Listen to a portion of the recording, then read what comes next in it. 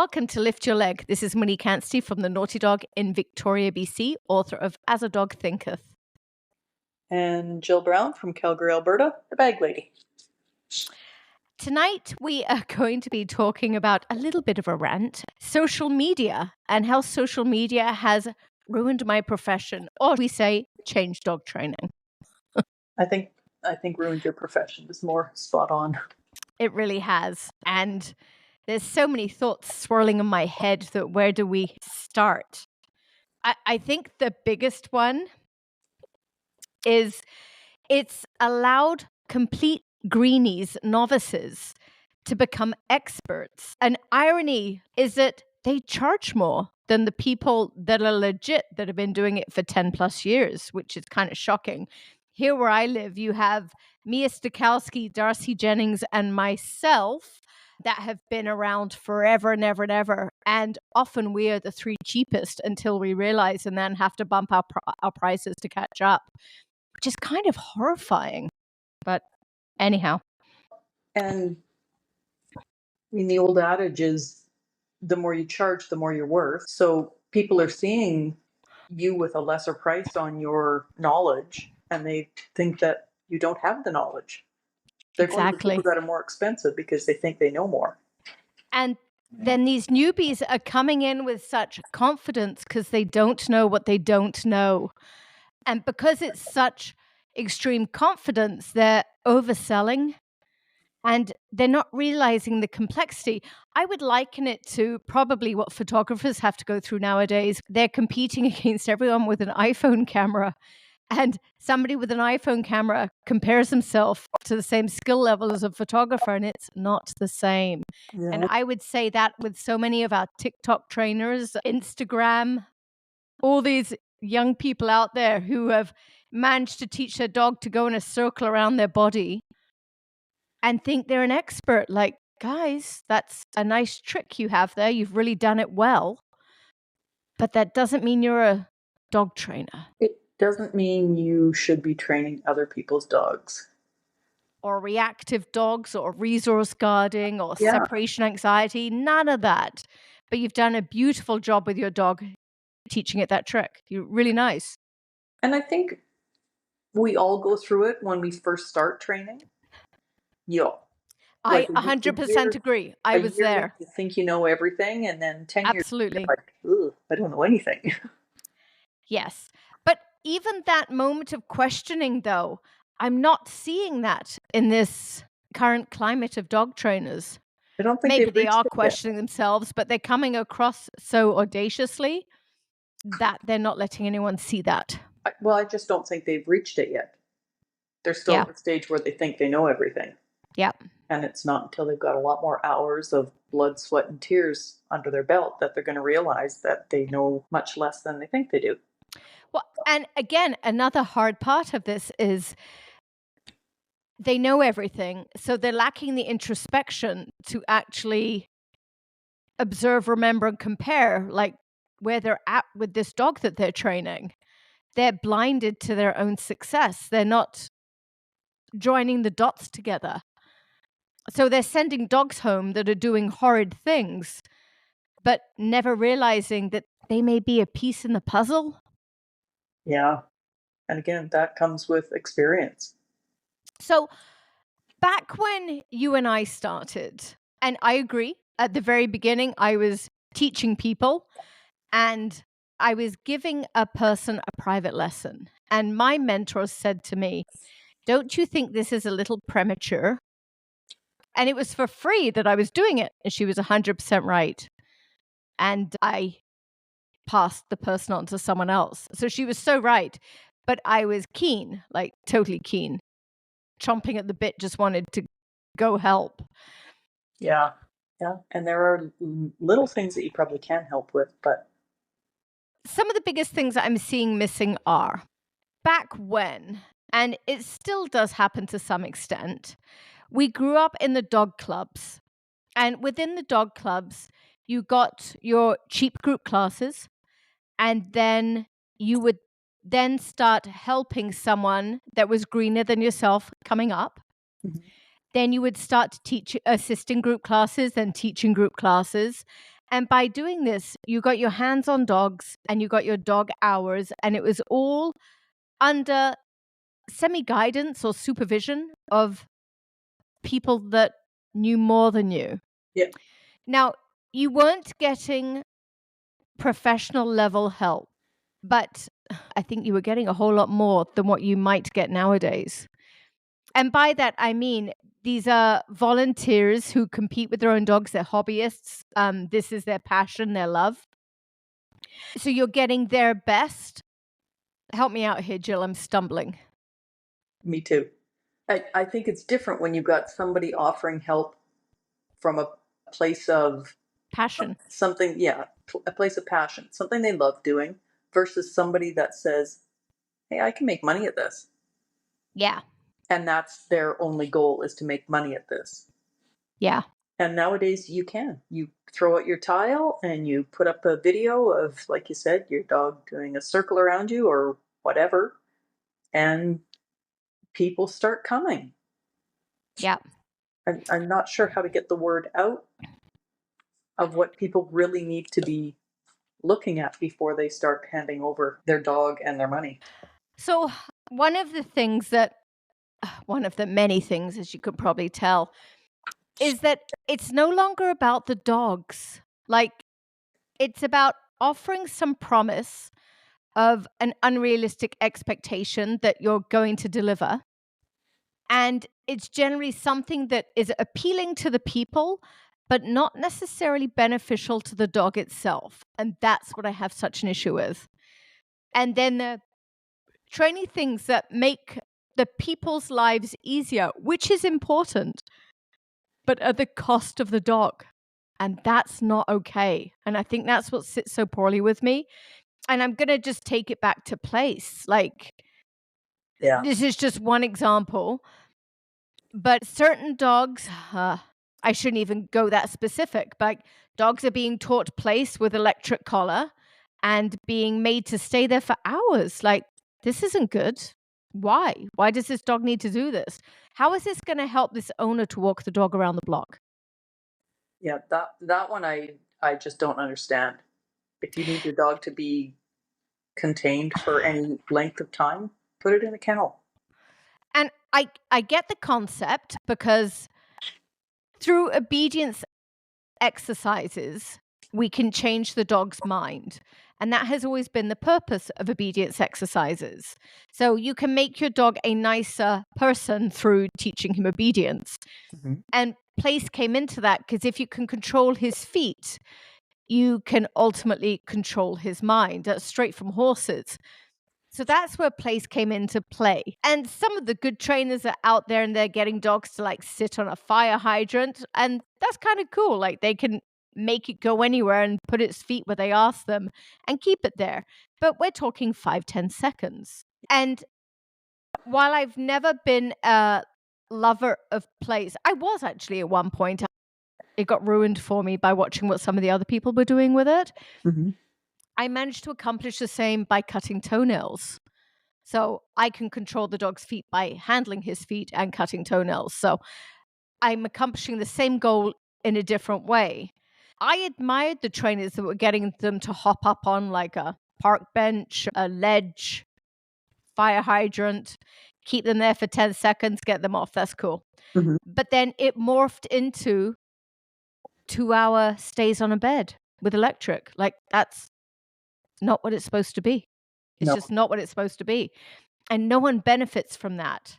There was a study done years ago, and I cannot remember where I read this. It may have been in Scott and Fuller or Clarence Pfaffenberger.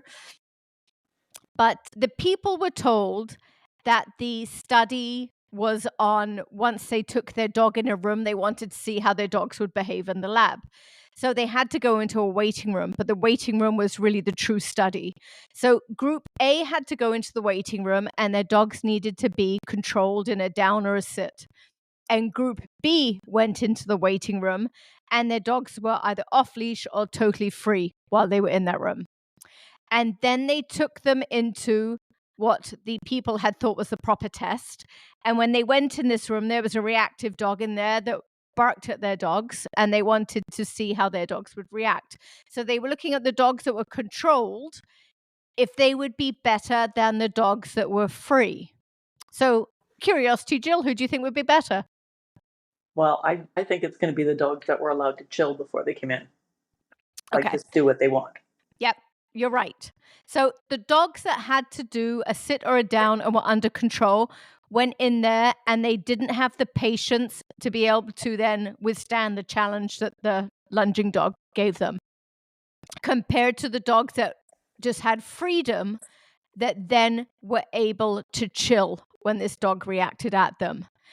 That's what's driving me so crazy with dog training nowadays. So people are trying to control dogs more and more and more with loose leash, making them come to heel position and not break out. Then they have to go to place, and the dog has to sit before going through a doorway and sit before they get touched, and all of this stuff. And they're wondering why these dogs are lunging at everyone. That's why, guys. Well, That's why. Their whole life is being controlled. And their whole life is control. They're always being managed. So they have no patience left when they actually have a difficulty. If you could get out of their heads and give these dogs the freedom to think on their own and just chill, they'd be a lot better for it. I have a little dog here right now. He's a Jindo. And for the first 5 days plus, I couldn't get near him. I had to be incredibly careful getting him from point A to point B. Very, very careful. And then once I was able to, I needed this dog to have freedom, but there's no way I could at the beginning, because I would never have caught him again. Or even if I did, he probably would have bitten me once I got close to him. So it took a while to be able to give him this. Once I was able to, in a little yard, I would let him go, and I would kind of watch him out a window, and he wouldn't move 3 feet from where he started. And I would leave him out there for a couple of hours. And I realized that this dog first, before I could start training him anything, I had to open him up first. He was so compressed and suppressed, I guess is the word. Just squashed inside himself. He was just angry and void, like he wouldn't do anything except want to bite you. So I'm putting him in the yard. He won't move 3 feet in a couple of hours. By Sunday afternoon, I saw him suntanning. He kind of found his spot. And so he still wasn't moving, but at least now he was relaxed and enjoying himself. And then on Monday, so this is day 8, I saw him run across the lawn. I thought, oh, isn't that cool? And then went out to get him and couldn't find him for an hour and a half. My place is fully fenced. I mean, truthfully, a dog that wants to escape always can. But he hadn't showed he wanted to escape. He was more acting like he had anchors on each ankle. So I phoned Jill. I'm like, Jill, I can't find him. I'm walking around my property. I took Pippa with me. We can't find him anywhere. So eventually I grabbed Harry, and Harry found him in a matter of minutes. And no word of a lie, this broken, shut down dog that's so angry had the biggest shit-eating grin from ear to ear. And he was on the other side of the waterway. He came running through it and then galloped up towards my building and then started burning zoomies at my building. And then he was different from that point on. So that was Monday morning. Once my adrenaline wore off, then we did fun stuff together again, and I actually got to start training him on Tuesday. Tuesday, I was able to touch him and groom him for the first time. So Wednesday did the same. But I knew enough with him not to even start training him until he could decompress enough that he was willing to let me in. I couldn't force myself on this dog. But the part that bugs me about him is I think I'm a rarity in the trainers nowadays. I think there's a ton of old timers who are going to be listening to this like, of course, that's what you would do. But I don't think there's going to be many people who haven't been training dogs more than 5 years who would think to do what I did. No, I agree. the new people that are coming out now would have immediately gone to control. And taught him place. Yeah, Well, the dog doesn't move. He'd have been a superstar at place. exactly. But the sad part is, though, that's what the owners want. And in my opinion, if that's what the owners want, then they probably shouldn't get a dog. If you just want one that's going to lay around all the time and not get in the way, why have one? But you'd be surprised at how many people are thrilled with that. And that's where the problems are all coming from, is that people are having unrealistic expectations of what a dog is. I mean, don't get me wrong. Rupert has a lot of similarities to my Jindo in that way. He too, you put him somewhere and come back 3 hours later and he's only rolled over on his back to air his belly. For different reasons. but for different reasons. Well, and I think a lot of it we can't blame on the owners for having unrealistic expectations. I think a lot of it comes from what they're being offered when they're coming Thank you. to a board and train or a class situation. When they're told that we can teach your dog to lay down and chill, well, that sounds like a great thing. Yeah. Until you realize that in training, they're being made to lay down and chill for hours on end. Yeah. Listen to the Chihuahua still barking. Everyone else has stopped, except for the little rugrat. Moe, you baddest mojito. And again, so back to that, their owners are being promised things that aren't in their dog's best interest. Like it used to be in obedience classes, we'd be teaching a 3-minute sit and a 5-minute down. That's it. That was it. Yeah. There's no half hour, 1 hour place. And we might have, I remember back 1 year ago, Margie English had an amazing exercise that she used to teach for this kind of stuff. She's such a good dog trainer. And hers was sit on the dog. So you would have their leash underneath your bum. So rather than in an arm, the leash is actually under your bum because a dog can't pull and have any give with my bum, unlike my arms. Mm-hmm. And you would just sit there and eat your dinner. And the first night, the dog will buck and kick for half an hour, and they're a pain in the ass. The second night, they may buck and kick for 5 minutes. Third night, they just lie down. It's wonderful. It's such a good exercise. There's no food. There's no rewards. The dog just gets it. If they sit down, I'm to sit down too. If they get up, I'm to get up too. So that was one exercise I learned from her and I did used to do, and people love it. But that's teaching domestics, and it's still not forcing the dog on a place for extensive amount of time. It's just chill if I'm chilling, get up if I'm up. Yeah. And it's a nice way with young dogs to teach them to chill, rein themselves in a wee bit. Yeah. Which is useful. Settle is always a good thing. Yeah. But it's really, I mean, it's unfair to expect them to be on a bed, not moving for hours while you're going about your business doing stuff. Especially some of the breeds that want to be with you all the time. So how did dog training become this way?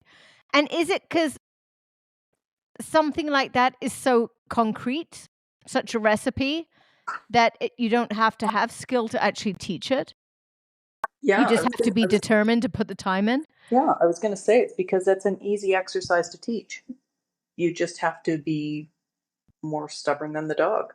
Yes. Or, like you said, use an e-collar. Well, that's an easy way to teach a dog not to move. Yeah. Not advocating for that. No, definitely not advocating for that. E-collars do have a time and place. And my belief on them is life-saving. If it will save my dog's life or wildlife's life, I'm happy to use one. Yeah. But I'm not going to use it if it's not going to improve my dog's life. I agree, 100%. And when using it in that way, the dogs that are getting one, they love their e-collars because it gave them a freedom that they didn't have before, that got taken away from them. So it improves lives when it's being used. I believe that that's how it should be being used, at least on pet dogs. So back to this, all of this. Place is easy to teach in that way, which is why I think it's become such a selling point.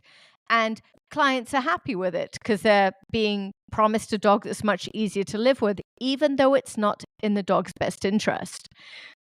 In the process, you have these trainers that are coming through and they don't have the dog hours and the experience. So they don't have the feel and timing to be able to adapt any of their recipes for each individual dog. It's one way. Yep. And that's the challenge for me. That's what I'm seeing. And that's what's beating me up and stopping me from sleeping at night times, is that every dog is being trained the same way, and they cannot be. They cannot be. Like, the herding breeds are so different. I think the pit bulls and the Rottweilers are really good dogs for beginner trainers to start training. But those trainers need to be staying away from your Mexicans, your ferals, and your herding breeds. They will destroy herding breeds and the ferals with this type of training. Just destroy them. And that's what's eating me up. Plus, I'm trying to outcompete by what can you teach my dog in this time? I can teach him to be free in his mind and happier and accept these things. Well, this trainer can teach him to stay on a spot for 1 hour. Big deal. So can you if you want to. It's also easy, once they've taught that, for them to use that in their social media to show, look, this dog used to be reactive to other dogs walking by it. Now it'll lay on a place and a dog can walk by and it doesn't do anything.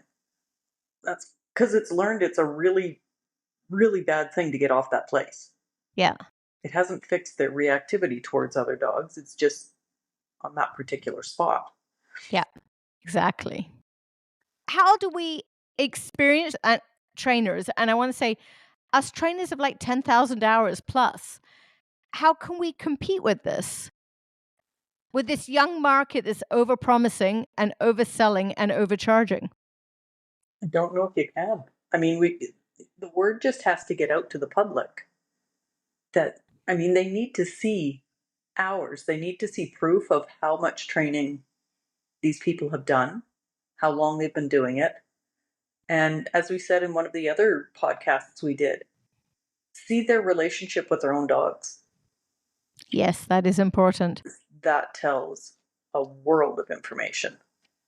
Yep, it does. If they can see it, because not everyone can read dogs, though. They really can't. They can't read the minute things, but I think they can see if their dog has joy when they see a person. Yeah. I mean, the dog's walking kind of hunched with their tail tucked. That's not a good sign. Yeah. I don't know. I think you have a long fight ahead of you in your profession. I do. It will when these new people have 10 or 15 years under their belt and they realize that they're only starting to know what they're doing. I'm not sure they're going to realize, Jill, because they're training 1 year 15 times. Because there's not the introspection there. There's so much arrogance. And maybe that will change with experience, but I'm not seeing it change. I'm seeing it almost get bigger. Because they're Instagram stars. They're becoming legends in their own heads. It'll change with the few that really want to learn how to train. I think that's the big thing, is the new people that are doing the social media stuff are not willing to learn because they already think they know it all. Yes, exactly. And there are so many different ways to train a dog that they need to get out of their own little box and go and experience all of these different ways of training with trainers that have been doing it forever. Yep. Take group classes elsewhere. Train with other trainers. Yeah. And I said about Darcy and Mia, the other trainers in my town that have been doing this for as long as I have. We've all been in each other's classes. We all go to each other. Yeah. It's the younger is the wrong word, the greener generation that aren't. Yeah. The old generation, we all network and communicate and go to each other's classes, learn from each other. And I feel like the new ones coming out look at that as a bad thing. If they go to somebody else's classes, it means they don't know everything. Like, instead of looking at it as I can go Of here and course they learn don't. something. No one does. When we do, we need to get out of this profession fast. Yeah. But They see that as a flaw. I yeah. agree. And it shouldn't be. Like, go other places, learn from other people so that you can become better. It doesn't Yeah. mean that you know less by going and asking for help or getting some training from someone else. Mm-hmm. And again, I so wish dog trainers would compete for this reason. But as I say this, there's no way they will, because right now they could be legends on Instagram, on TikTok. So why actually put it out there? Yeah. And pet people don't know what they're looking at. So they're looking at these videos and they're seeing what they're being told to see rather than what's necessarily going on. Because a lot of the TikTok videos that I see, honestly, it's like part of my soul gets chipped away each time. Yeah. The training is so bad. Not always. Some of them are really cute. And you're not seeing everything that goes into getting that end product on TikTok. You're seeing 4 seconds. Yeah. They edited out the other 4.5 minutes. Yeah. To get that good 4 seconds. Yeah. Yeah. But it goes back to the initial question. How do we get this out there? How do we let people know what to Ask how many years they've been doing it. Ask for credible references from recent clients. But having said that, though, the ones that are training the dog to make the client happy versus trying to do right by the dog, they are loved by their clients too. So that may not be the right way. don't know that there's an easy answer for it. And I think this is a problem no matter what business too. I'm not sure this is even a dog training specific thing. I think for a lot of entrepreneurs, this is a problem. You have the masters of the trade that absolutely love what they do. They're passionate about whatever their business happens to be. Let's just say flooring. We'll pick that as our They're absolutely passionate about finishing floors, getting it all right, versus someone that knows how to sell themselves and puts that same passion into selling themselves, but not necessarily into the flooring. Yep. But it's the person that's able to sell themselves is going to be a lot more successful than the one that actually puts that passion into their own work. Absolutely. And is this a difference of introverts and extroverts? Is it the extroverts that are able to do the marketing, the selling, the pushing themselves, whereas the introverts aren't? And that might be the case here. I don't know if it's so much that as just the ability to use social media.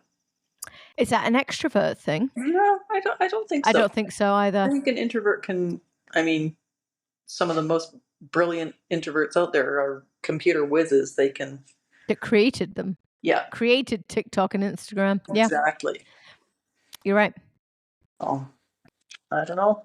You're right. But it is the difference versus the whizzes on Instagram. The ones that have mastered that may not have mastered their trade. That's where they're putting their 10,000 hours in. That's what they're getting really good at, not actually the art of communicating with people, understanding the complexities of relationship between a person and a dog, and then making the adjustments to get the two moving forwards. Their skill level rather went to flashy TikTok videos. Yeah. So maybe that's a big thing. I think that is the case. Yeah, stay away from the fluff. Yeah. These So the websites people that are very good sellers and make the flashy videos may not have that same ability in actually delivering the product. Yeah. Interesting thought. Not necessarily the dog talent, the training talent. Yeah. Hmm. Speak up, Jilly. Say more. Or drink up. I am. I'm struggling at how to get it out there. There is another trend, and this isn't my niche, so maybe I'm speaking out of turn here. But I'm having not a lot, but way more than I used to, of clients bringing their future service dogs to me that they're training themselves. Very few are successful training their own service dog. Very, very few. be careful of that if that's your plan for your next dog. Be very, very cautious and careful. If you're Yeah. getting a dog, make sure you're getting one because you want to have a dog, not because you're wanting to have a service dog. Yeah. I mean, unless you've got a lot of experience, there's so many details and little idiosyncrasies that need to go into training a service dog. It's a true profession. Like, Yes. I am a dog trainer. I train dogs for 40 hours a week during my work week and then probably 60 hours a week on my time off. So I live and breathe training dogs, but I don't live and breathe training service dogs. Yeah. And while I am good at fixing difficulties in a service dog, I would not be good at training a service dog itself because it's just not my niche. Yeah. I create a different dog than that. Yeah. Yeah. You do. Yeah. Yeah, you do. Yeah, I do. I really do. You do not create a dog that would be happy sitting on a plane. Yeah, no. Oh, and I admit it. Like, this isn't my niche. Yeah, absolutely. Yeah. And training dogs is my life. Like, it's what I do. The amount of time I do it for is absolutely insane. People think I'm crazy. I think you absolutely could train service dogs, but I think and this is going to sound terrible because it would be a big switch in philosophy for me, a massive switch. I mean, service dogs, they're needed and they're wonderful to have, but they do have to be controlled. And where your training is designed more for freedom and allow the dog to enjoy their life and with ultimate control. Yes. Whereas a service dog has to be a bit more squelched. Yes. And yes. I think that would suck your soul to, you could do it, yes, but it would be really hard for you to do because you're so used to building them up rather than quieting them down. It would be. And in truth, I have worked with several service dogs, but again, for problem solving, something that was happening. Mm-hmm. And on all of those dogs, you could see the work itself took a big toll on the dog. And I was talking to one of the parents, the dog was her child's for his disability. And she said she hadn't realized kind of what a shit life it can be to be a service dog. They have a challenging life. It does depend on the disability, but a lot is expected from them. They don't just get to be a free, happy dog. Yeah. Like what we're all used to. Now, as I say that, this is good because the dog's kind of giving up some of his life to make a human's life so much better. Yeah. I'm totally for that. I think it's amazing that dogs are able to do that. But it's just not what I do. So yeah. Yeah. They're on duty most of the time. Yes. Like when the vest comes off, they can be a dog, but they are working a good portion of the time. So yeah. How on earth did we get to that? Oh, we were talking about people trying to train their own service dogs. So if I was needing one, I'm sure I could push myself to train one. But if I'm saying I would have to push myself to train one, it probably means that none of my clients should be trying to do it themselves either. You need to know what you're doing when you raise this puppy. Yes. It's not just we're going to raise a nice pet and then turn it into a service dog. It does not work that way. You need to be raising it in a specific way. So think twice about that, people, if that's what you're trying to do. Think twice, or if you are going to do it and you're dead set on it, because it isn't easy to get a service dog otherwise, hire someone that does know what they're doing. Talk to vets, groomers, and trainers in your area and get them to send you to a professional because they will know the person to send you to rather than the one that's on Instagram and TikTok telling you that they're the one you should be sending them to. Yeah. Or talk to some of the local service dog groups. True. And I mean, if you want a service dog that you don't want to raise from a puppy, get your name in there. But they are probably going to know the trainers that are legit going to be able to help you train your dog if you want to do it from puppyhood and train it yourself. Yeah.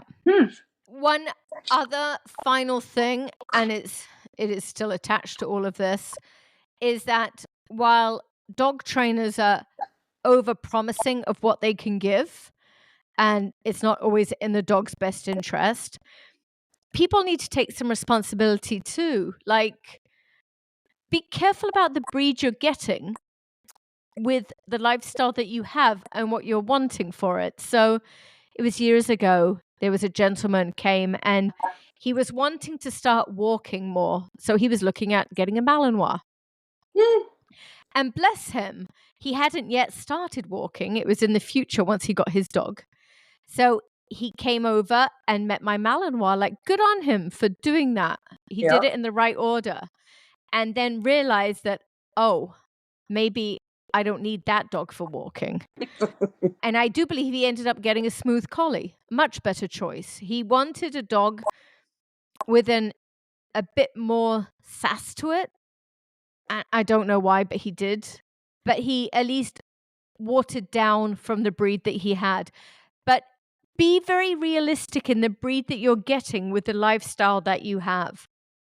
Make sure you've actually embraced that lifestyle and you want to commit to that lifestyle before you invest like 13 to 16 years in a dog that's going to force you into that lifestyle. Yeah. Because then you get it and you decide you don't want to do that anymore and you're stuck with this animal and you're then trying to make like a square peg fit in a round hole and it just doesn't work. Yeah. And then the dog will always pay. They always will.